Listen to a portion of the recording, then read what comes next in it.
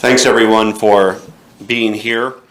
According to the latest numbers, and these numbers will go live shortly on our updated website with regard to the COVID virus in Colorado, we have 1,086 diagnosed cases, likely thousands undiagnosed. We have 148 hospitalizations.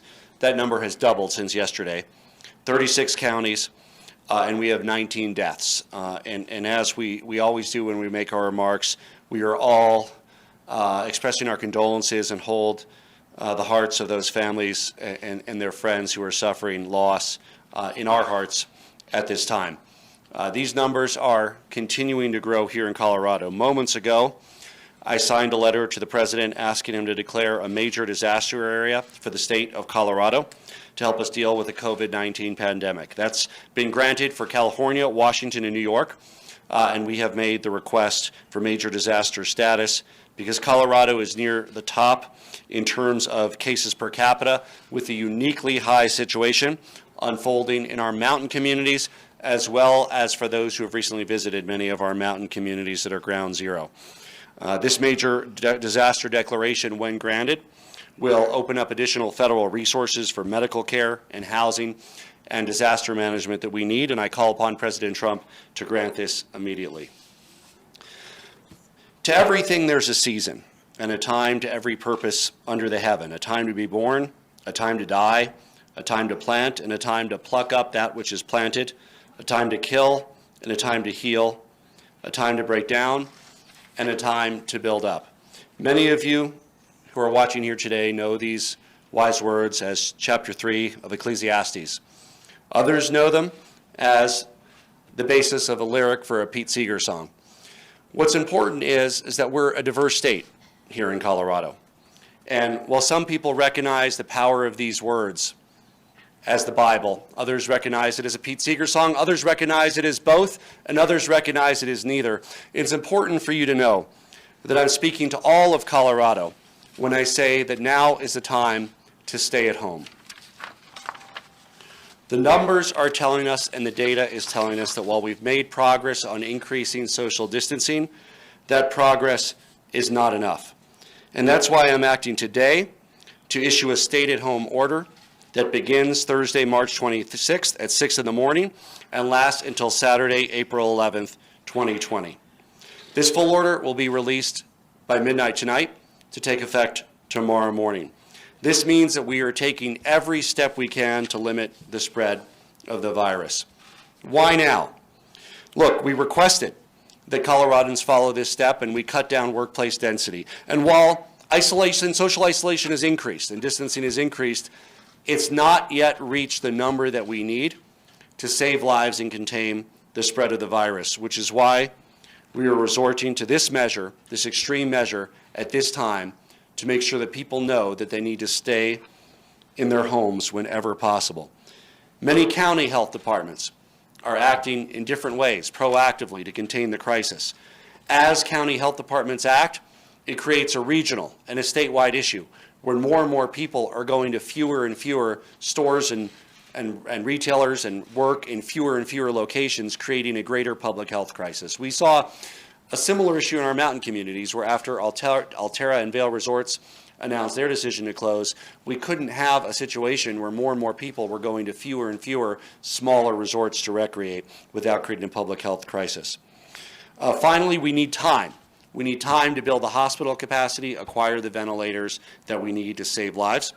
We also are acting to minimize the disruption to jobs and the economy.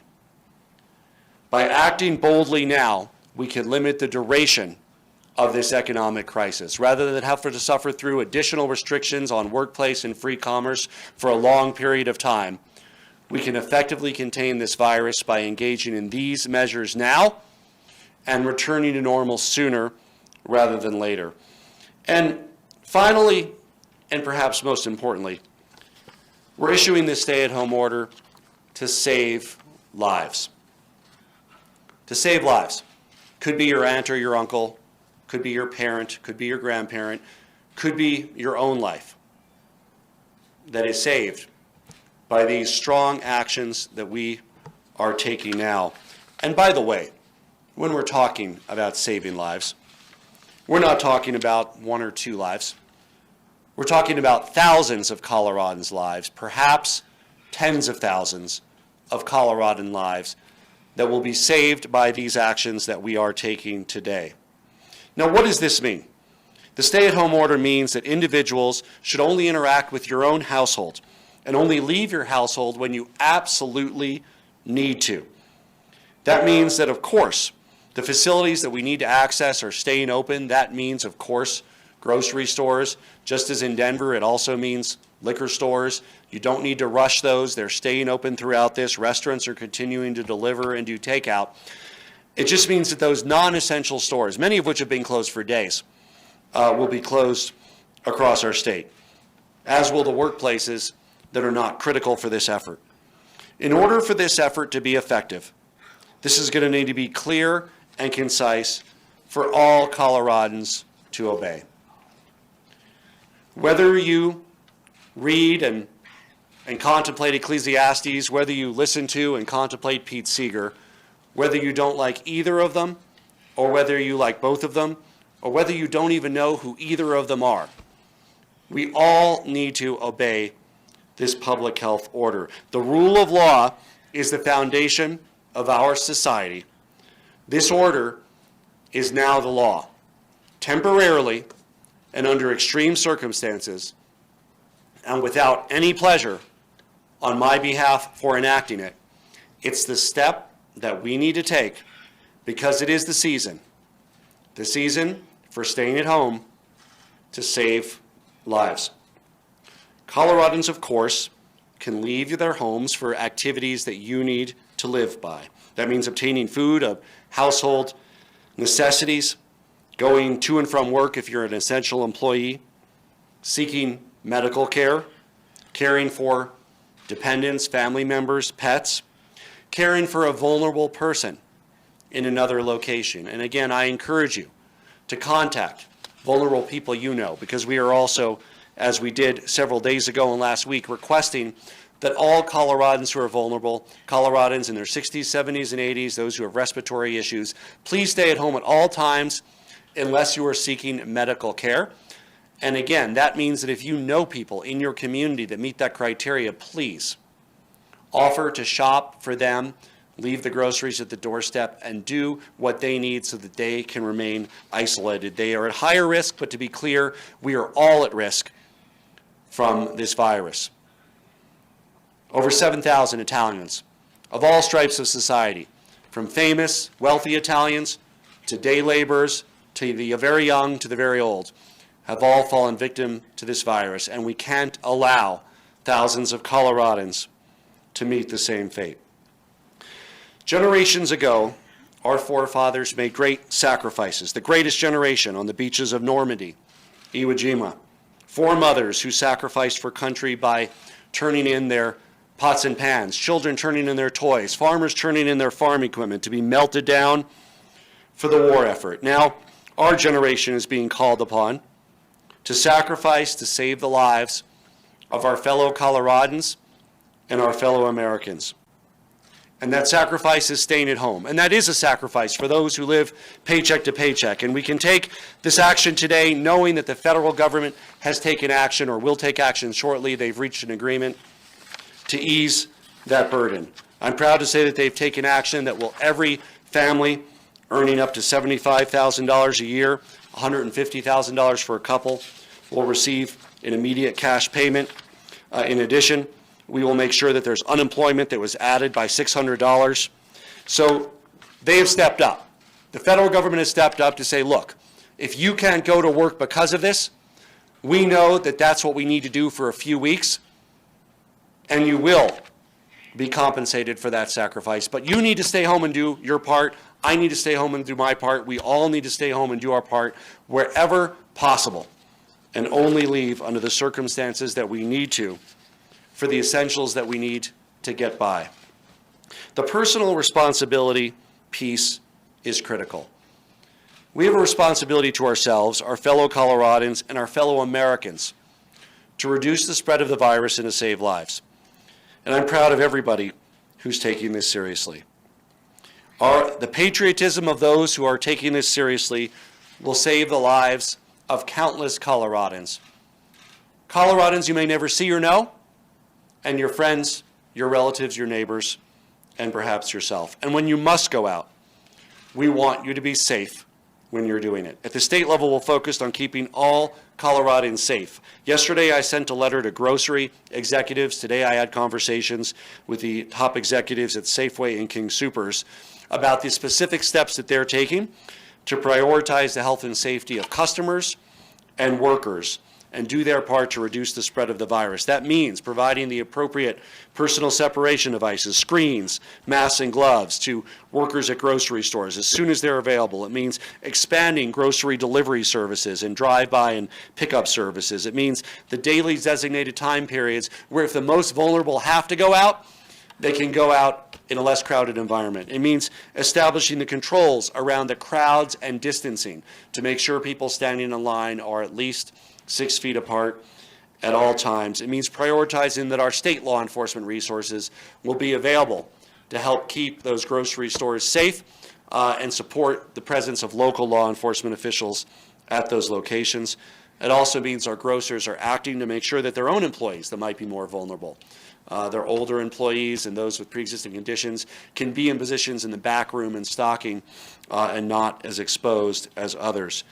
I'm also calling upon municipalities in our state to temporarily suspend plastic bag fee ordinances for 30 days because we want to encourage the use of plastic bags as opposed to reusable bags to help further reduce the spread of COVID-19. As this pandemic continues, we look forward to the federal government completing their work on the bipartisan package that includes $600 additional per week unemployment benefits, as well as extending the time that individuals can collect unemployment benefits to 39 weeks.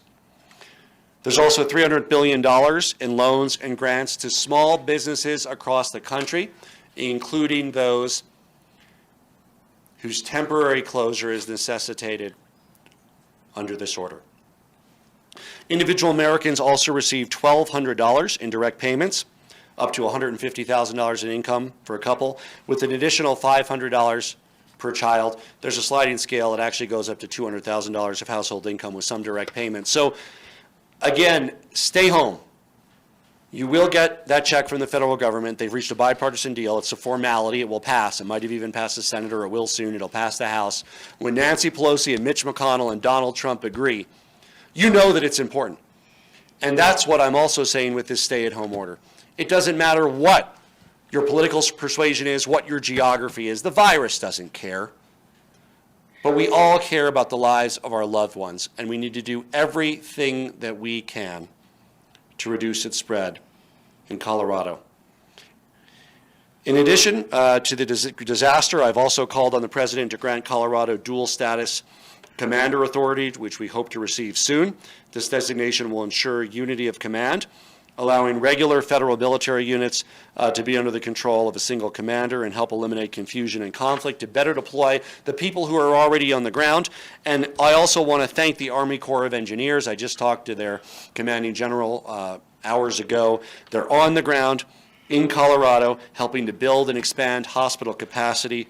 The steps that we are taking to delay the spread will give us that time and buy us that time that we need to increase the supply of medical services to the 10% or so of those who contract the coronavirus, who require medical intervention to save their lives. At the peak of the crisis, we expect to need thousands more hospital beds.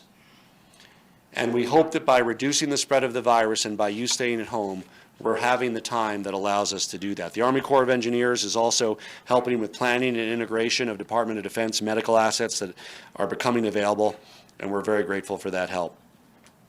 As many of you know, we are also working hard on acquisition and distribution of personal protection equipment, and I'm proud to say that Coloradans are rising to that challenge. Over the weekend, Coloradans donated 30 pallets, 4 truckloads of personal protective equipment. Thank you to Colorado House Majority Leader Alec Garnett, House Minority Leader Patrick Neville, the Denver Broncos, Project Cure, and Colorado Concern for helping to generate those donations. Over 7,000 volunteers have signed up at helpcoloradonow.org.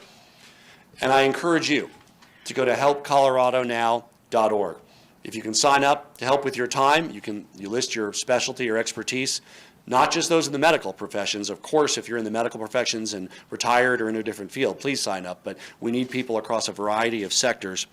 But also, if you have a company that can help, if you'd like to make an individual contribution or to expand resources. The COVID-19 Relief Fund is already over $6 million, and you can donate at helpcoloradonow.org.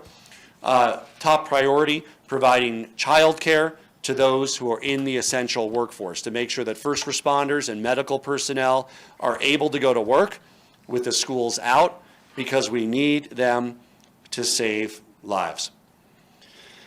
I'm proud to announce that the state lab in Colorado has eliminated its testing backlog. We've tripled our testing capacity. I want to thank Dr. Travanti, Dr. Totem, Shannon Mansinger, and Dr. Eric France and everyone at the lab for their hard work. But we know that no one lab is enough.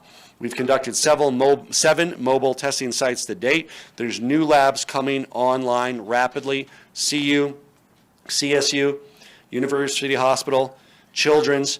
We're in the process of distributing 4,500 test kits to local public health agencies, and we're doing additional community-based testing sites and supporting them in Fort Collins and Grand Junction and Colorado Springs. And we are in talks in real time every moment about scaling up testing in Colorado, which is why this last Sunday we stood up the Innovation Response Team Task Force to develop a statewide system for mass testing and rapid results, to develop mobile and other technologies to track the spread of the virus and support infected citizens and citizens under quarantine for exposure, to create a suite of services for citizens under isolation and quarantine, to develop locally sourced manufactured alternatives and to secure critical medical supplies in the global supply chain.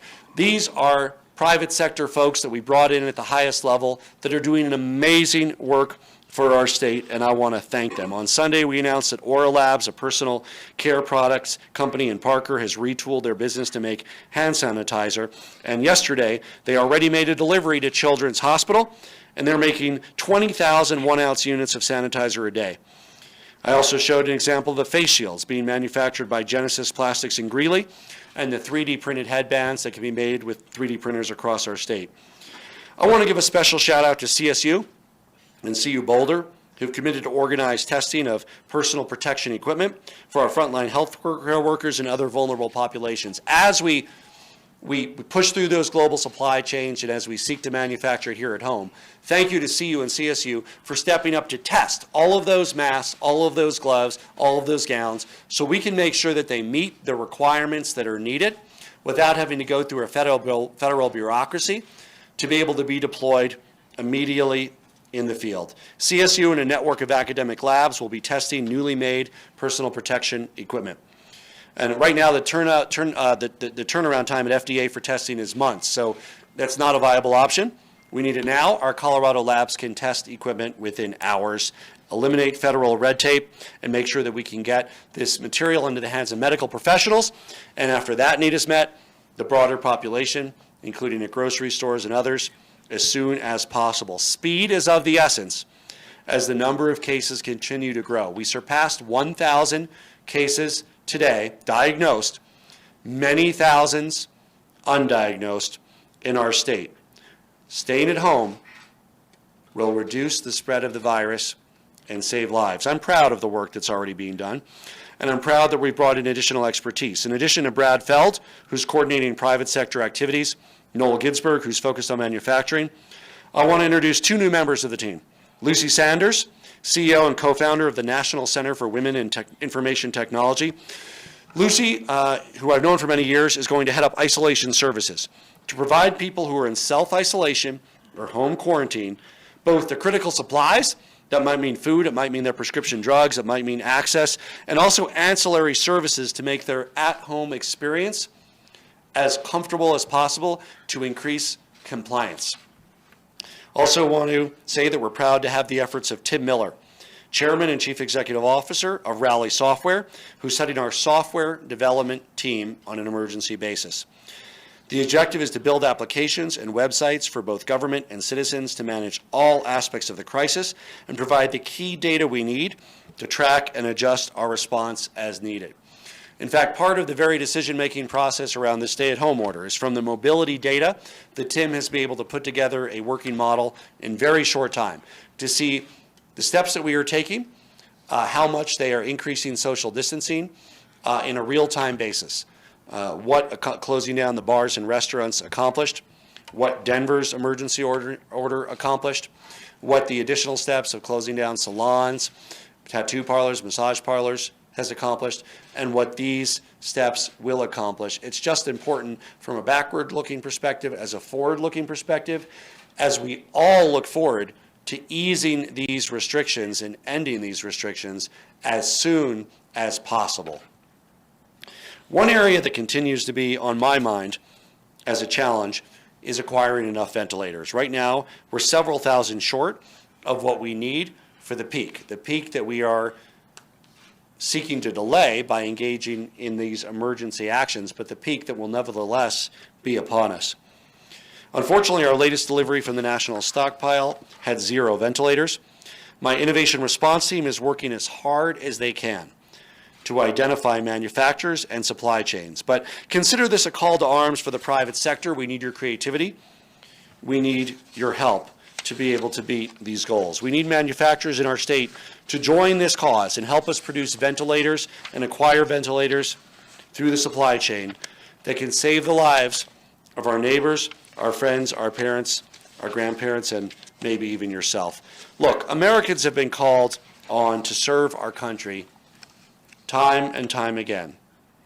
You have the chance to be a hero and save thousands of lives by staying at home. The lives of many Coloradans, the lives of your neighbors, your friends, your family, and perhaps your own, hinges on your ability to be able to stay at home for the next couple weeks to the most of your ability. That's what we are asking, and we want to occur across the state of Colorado. That goes for everyone. We're all in this together. We'll continue to look for both public and private sector solutions that allow us to address the public health crisis and minimize the disruption to our economy by easing these restrictions and returning to a normal market economy as quickly as we possibly can. The most important and responsible thing for you to do, for your state, for your country, for the lives of those around you, and because it is now the law of Colorado, is to stay at home unless it's absolutely necessary through April 11th. To everything there's a season, and a time to every purpose under the heaven, a time to be born and a time to die. And I want to share with my fellow Coloradans that now is not the time to die, and we will not let it happen on our watch. Happy to take questions. Governor, I guess the question is why today? What changed between Sunday and this afternoon when you issued this order? You did this after the mayor of Denver issued this order and virtually every major health department in Metro Denver. So what changed between Sunday and today? We have real data that of the measures that we've taken with regard to closing bars and closing restaurants, with regard to closing salons, and now with regard to the 50% reduction in the workforce, which went into effect yesterday, has had a positive effect on increasing social distancing and decreasing social interactions. However, it has not had a sufficient effect that is needed to reduce the spread of the virus such that we have the time that we need to scale our response capacity in hospital beds and ventilators to ensure that Coloradans don't die for lack of equipment. Is there a timeline that you have that you're hearing for when we could see the peak of the number of cases where you talk about that we could be short thousands of ventilators and thousands of hospital beds? Is there a timeline that health experts that you're speaking with are telling you about when that could happen? We will need to see the impact of this data, of what happens with this order in the next few days. The more that we can push it out and the more that Coloradans comply, the better position we'll be in to meet the healthcare needs of Coloradans. The steps that have been taken to date are important This step is also important in being able to put off that date. We'll have data on the compliance with this in the next few days, how much it reduces those social interactions. The more Coloradans can stay at home, the more time it buys us to be able to get the beds we need to experience the needs that we know are on their way here in Colorado. From what you're hearing, are you hearing from talking with the hospitals, from talking with health experts, are you hearing days, weeks? What are you hearing until those hospitals are overcrowded to capacity? It's not simply a matter of overcrowding. We need life-saving equipment, including ventilators, as well as healthcare professionals. We've called upon those, and I call upon, again, those who have medical training but are out of the field or retired. Now's the time to contact your former employer or sign up at helpcoloradonow.org to be able to make sure that you're able to redeploy. It's space, it's equipment, it's personnel. We need time for all of those, and that's what this order buys us. It buys us the time that we need to save lives in our state and reduce the spread of the virus. We'll go to phone after this. Yeah, go ahead. Talking about April 11th, it makes it sound like you're expecting a peak to be sometime between now and April 11th. Is that true? And if so, are the doctors, are the experts in the hospital field telling you what they think will be the peak? April 11th is the date in this order.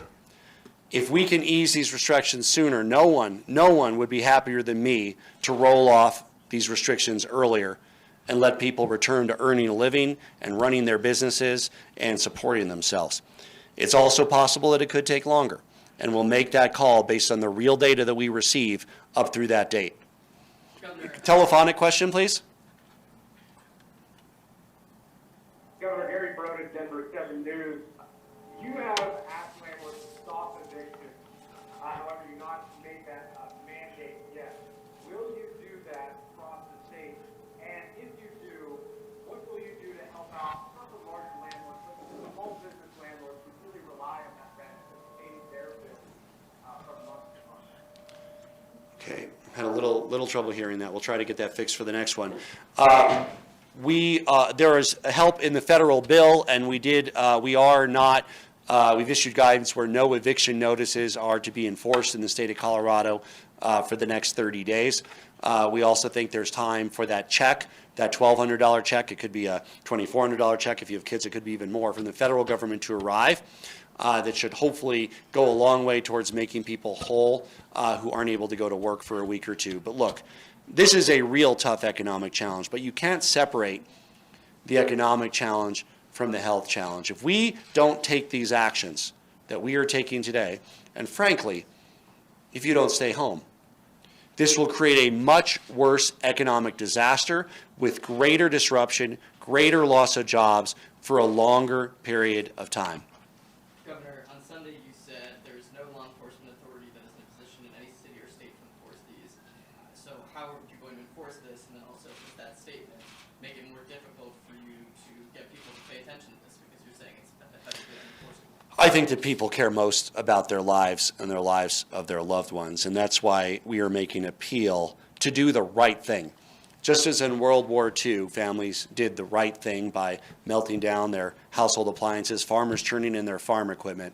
We're asking you to do the right thing because it's the right thing, because it saves lives, and because it's the law of the state of Colorado. Please stay at home. Governor, there are 9 outbreaks in the state, yet the state is not releasing where those outbreaks are.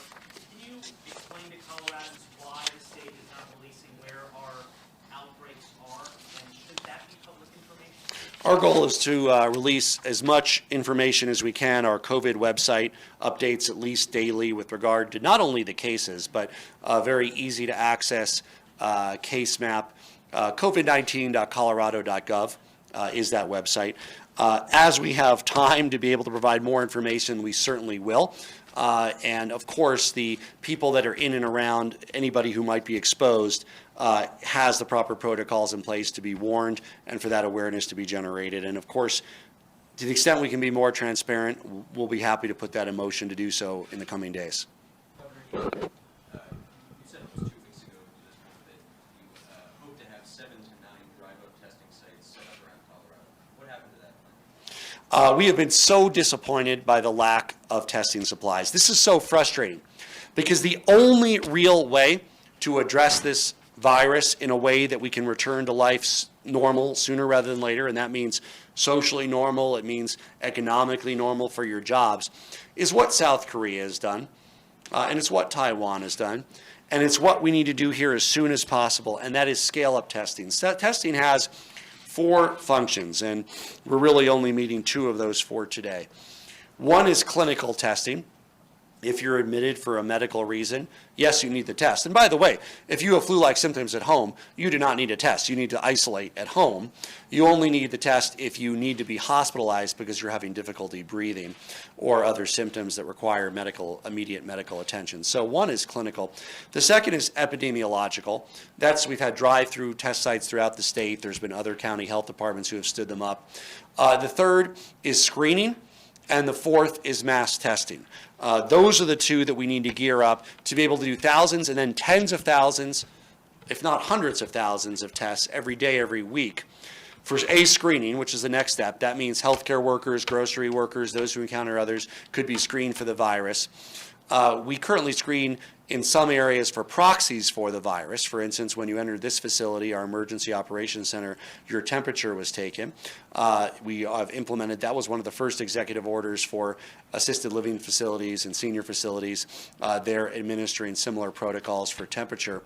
But we'd rather move from a proxy to an actual test with regard to screening. And then, of course, the only real solution, mass testing. That's why we brought this top-level team on board at the Innovation Center to be able to scale Colorado to be the first state in the nation, or one of the first, to be able to lead the way to a return to normal activity by having screening and testing for the virus.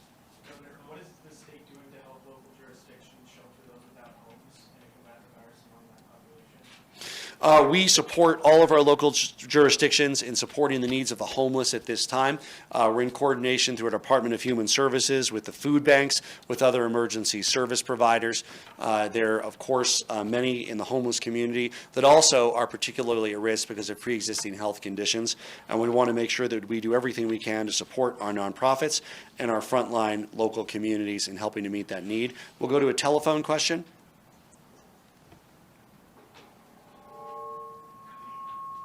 Governor, this is John Rodriguez down here in Pueblo for Polk, Colorado. Colorado are frustrated that the state is not providing these services. Finally enough, it's taken 7 days, and they cannot get a clear picture of what's happening down here. What can you tell local public health directors?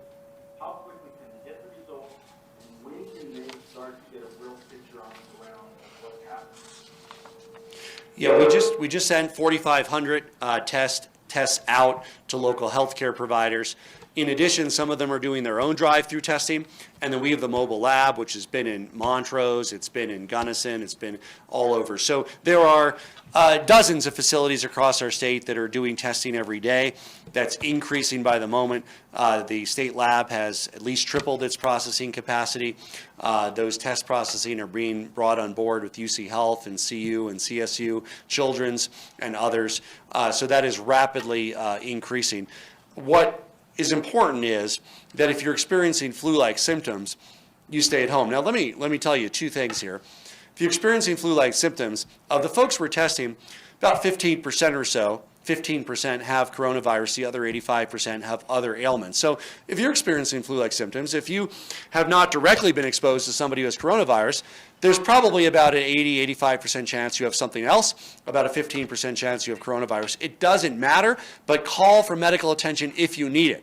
Whether it's because you have influenza or coronavirus, if you need medical attention, please call. In the meantime, isolate at home, including separating yourself from other family members to avoid contagion. Governor, there's such a mosaic now of different orders around different parts of the state. Can you explain to Coloradans if this supersedes orders, say, in Denver, Arapahoe County, or Boulder, or San Miguel? Like, how are people supposed to keep up with that? Well, certainly part of the order is we are encouraging local health departments to do what they need to do with regard to the community, with the situation on the ground. There has been this effective kind of stay-at-home order, the closure of retail stores in Colorado for over a week. in counties like San Miguel, Gunnison. Other counties have added it, like Pitkin and Denver. This is now a statewide need because of the confusion around jurisdictions, because of people who live in one area and commute to another and not knowing what they're supposed to do, because of the conflicting actions that are taken, and also because of the controversy around the way that the Tri-County action was taken. We want to set that aside. And people can talk about whether what they did was correct or how they did it or how they wanted them to do it. But what we really want to say, unambiguously, is stay home whenever possible for every Coloradan to save lives. We'll go to a phone question. This is Kate Schimmel with CPR News. I'm wondering, what data did you look at beyond state test results to make the decision about a stay-at-home order? What told you that the measures were working and more was needed? We, of course, are seeing over 1,000 cases in Colorado. We're also looking at the different data that's available, metadata, which means data through data partners that include things like people that are moving around with cell phones and how much they're moving when people are pinged, real-time traffic data the Department of Transportation is able to provide. So various sources of metadata, including some that have been reported on by New York Times and others, some of which are available through subscriptions, that we are increasingly refining our ability to integrate into our state model to find out what the real impact is of these social distancing measures. But the bottom line is, I don't have the comfort level that the existing extreme measures that we've taken to date are enough to buy us the time we need to save lives here in Colorado. Governor, you provided guidance, just as you provided guidance, but not an order on evictions and foreclosures. We also haven't seen anything from you with any teeth on jails, prisons, reducing populations, or how those facilities should be managed, either soon or in the future. There was on jails yesterday, I believe. Neo, Maria, did that go out? Jails yesterday? So we'll get that to you. There's a lot of paperwork coming through right now, so if you missed it, I apologize. Yeah, it got announced. There was a press release in your inbox. If you were omitted, it's our fault. If you missed it, it's not your fault, because I know you're getting a million things, Alex. But it did go out. Phone, please.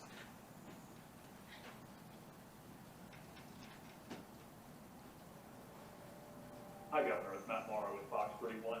Quick question. How will you know when Colorado is over this hump and it's safe to ease its order, whether it's before the 11th or after that?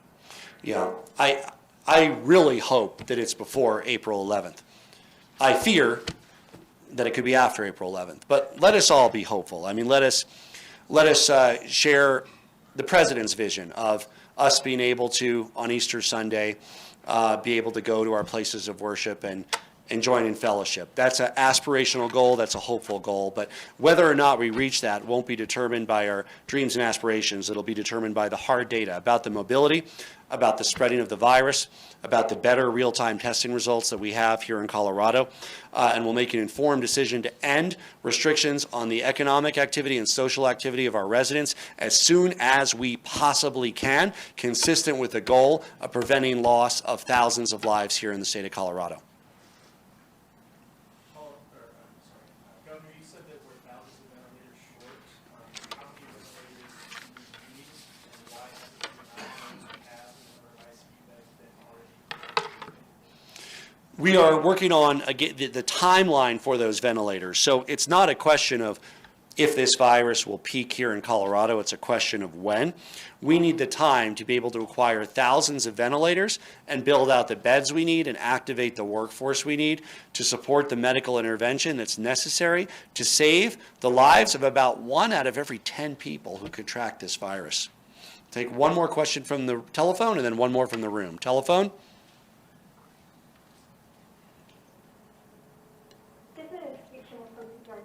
I'm wondering if you could share any more information on the outbreaks. Are we seeing any concentrations of deaths the way we did in Seattle in those facilities? Our heart goes out to every one of the families of the 19 Coloradans who have passed away from this virus. We took early action in Colorado to do what we can to protect our senior and nursing facilities. While it certainly could happen, we haven't had the kind of thing in Washington where 17 people at one facility died. We have reduced the likelihood of that occurring here, but that is still a threat. That's why we're, again, saying that the most vulnerable population needs to stay at home at all times unless absolutely necessary. Final question from the room? Governor, there's Jesse? a lot of scared Coloradans out there right now. Yeah. And people don't really know what to do, don't know what to think. Any message for those people about, how they should feel and what they can do to stay calm? Yeah, it's not about fear. It's not about anxiety. We are going to get through this together. We want to get through this sooner rather than later. We want to make sure that we can assure you that if you get the virus, we'll have a bed for you and we'll have a ventilator for you, and we'll do our best, and the hospitals and the nurses and the doctors will do their best to save your lives. And all we're asking is for you to stay at home to the extent you can, as much as possible, for the next couple weeks to buy us that time we need. Since we opened with Ecclesiastes chapter 3, I'll end with the Pete Seeger version. To everything turn, turn, turn. There is a season. Turn, turn, turn. And a time to every purpose under heaven. A time to be born and a time to die. A time to plant, a time to reap, a time to kill, a time to heal, a time to laugh, a time to weep. A time of love, a time of hate, a time of war, a time of peace. A time to gain, a time to lose, a time to rend, a time to sow. A time for love, a time for hate, a time for peace. I swear it's not too late. And to all Coloradans, it's not too late to act now, to stay home, to save lives. Thank you.